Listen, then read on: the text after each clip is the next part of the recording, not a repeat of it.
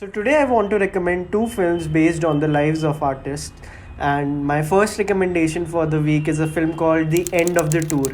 So ये film मैंने last week ही नेटफ्लिक्स पे देखी थी and this is about the life of David Foster Wallace. And David Foster Wallace is a very famous writer जिनकी एक बुक आई थी 1996 में which is called Infinite जेस्ट.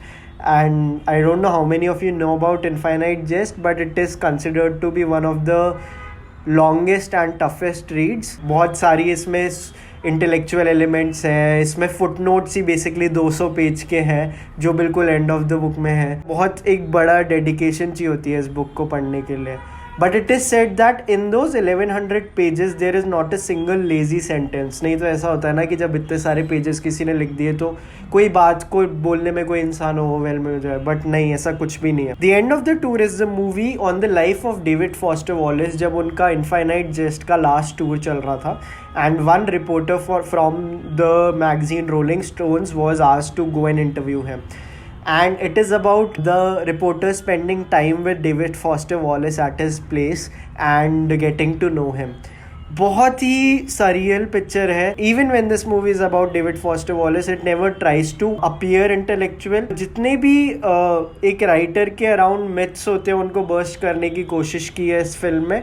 For instance कि a writer usually is a very boring person, like क्योंकि वो अपना जितना भी आर्ट होता है वो सारा अपना किताब में डाल देते हैं. एंड हो सकता है अगर आप ऐसे लोगों से रियलिटी में मिलो, मे बी एनी आर्टिस्ट जिनका काम उनके आर्ट में बहुत ज़्यादा रिफ्लेक्ट होता है और आप बोलो अच्छा तूने लिखा है, अच्छा या तूने ये पेंटिंग बनाई है, because there is a possibility you might not find the same appeal when you find the artist in reality, क्योंकि वो अपना सारा अपील अपने आर्ट में डालते हैं. And such is the story of David Foster Wallace in End of the Tour also. The film is interwoven by a lot of silent moments which are there जहाँ पे things almost get awkward but they never get too awkward, and yet you get to learn a lot about both of these characters, the reporter and David Foster Wallace himself. And interestingly, the reporter's name is also David. So I was reading this beautiful article by A.O. Scott on New York Times where he has written why this is one of the best movies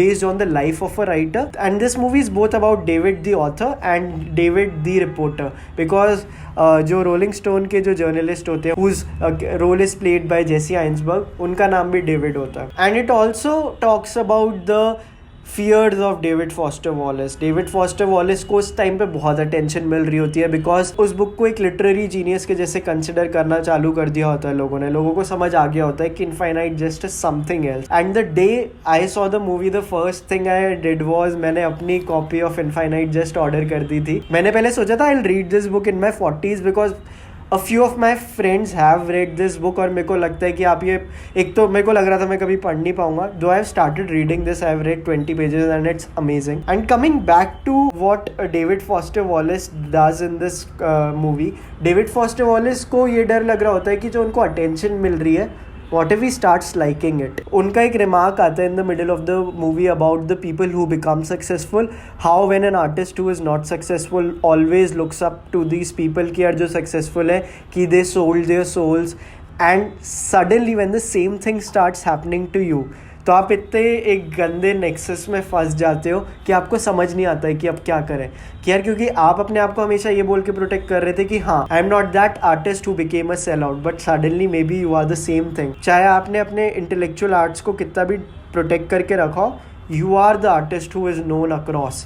So how will you live with that? And David Foster Wallace at one point also says कि I would have rather myself killed. उनकी जो struggles हैं, उनकी जो vulnerabilities हैं जो दिखाई हैं in becoming famous, उनको बहुत बहुत प्यारे तरीके से इस मूवीज़ में दिखाया है. It is also again a very meditative film, and I love meditative films कि जिनमें अगेन चीज़ों को ज़्यादा इंटेलेक्चुअलाइज नहीं किया जा रहा. और it is up to you to go deeper and go and figure out the deeper meaning in all of this. So David Foster Wallace को 3 साल लगे थे 1992 से 1995 में ये बुक लिखने में. And his role in the movie is played by Jason Segel, who is also the guy who was there in How I Met Your Mother, and I really liked the justice he did to the role of David Foster Wallace.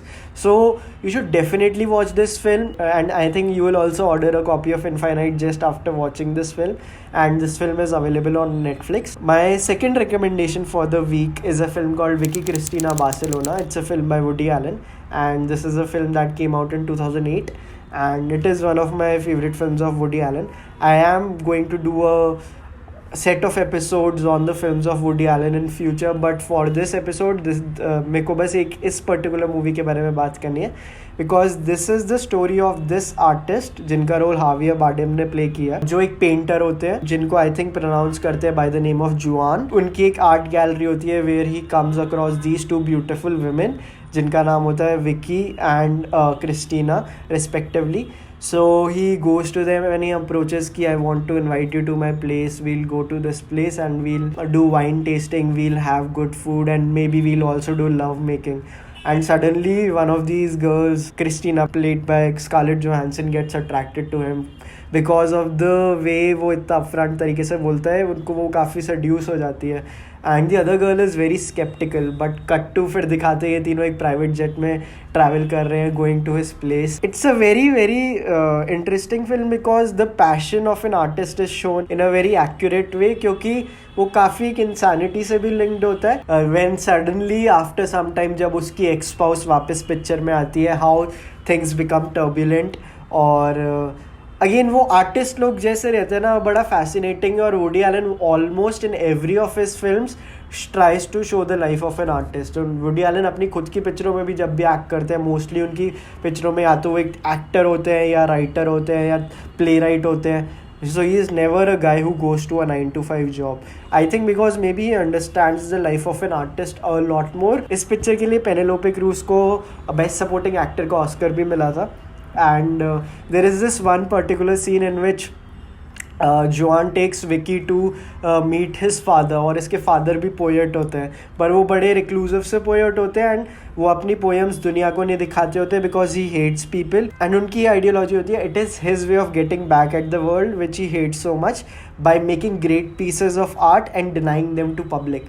तो ये बहुत ही interesting thought लगा था मेरे को. I also wrote about it a couple of years back and this particular line stayed with me. तो इस film में बहुत प्यारे प्यारे वन लाइनर्स हैं, और the madness of an artist और जो टॉक्सिक रिलेशनशिप इन जिनमें दो आर्टिस्ट रहते हैं वो भी बहुत अच्छे तरीके से दिखाया है. और ये जो मैडनेस है कि जब दो आर्टिस्ट एक टॉक्सिक रिलेशनशिप में रहते हैं, व्हेन दे बिकम को dependent on each other for their arts, वो कभी कभी कितना अनहेल्दी हो जाता है, उस चीज़ को भी बहुत अच्छे तरीके से इस फिल्म में दिखाया है.